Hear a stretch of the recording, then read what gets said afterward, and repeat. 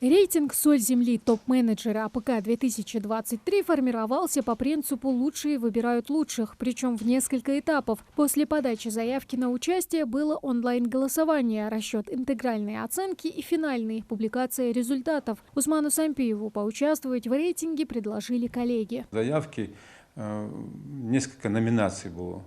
Я подал по номинации «Главный агроном», поскольку я являюсь главным агрономом в филиале. Может быть, немножко и чуть-чуть специализированная моя работа, поскольку я работаю в государственном учреждении. Инициатор рейтинга Россельхозбанк, а методологию проведения предоставила Ассоциация менеджеров России. Это специализированный отраслевой рейтинг лучших управленцев агропромышленного комплекса. Он сформирован в стране впервые. Не считаю, что это моя заслуга, поскольку я только соучастник тех мероприятий, тех работ, которые проводят мои коллеги, работники Россельхозцентра. Да, это командная работа, мои коллеги хорошие специалисты. Без их работы у меня никаких показателей не было.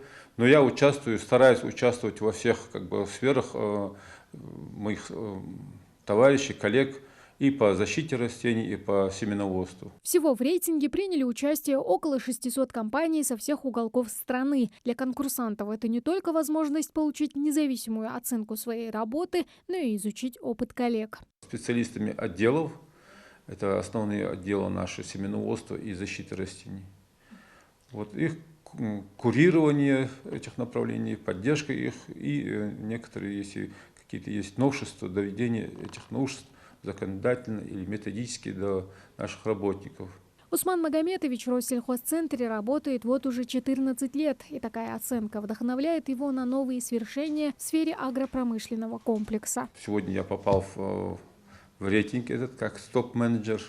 Вот она меня и встряхнула, и в то же время стимулирует для того, чтобы в дальнейшем свою работу улучшать, стараться соответствовать, потому что это ответственность все-таки попасть в такой уважаемый и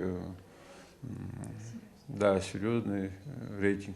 Усман Сампиев намерен и дальше продолжать трудиться на благо региона, а значит, будущий урожай ингушских аграриев, можно сказать, под защитой. Тамара Хашагульгова, Султан Магушков, Новости 24.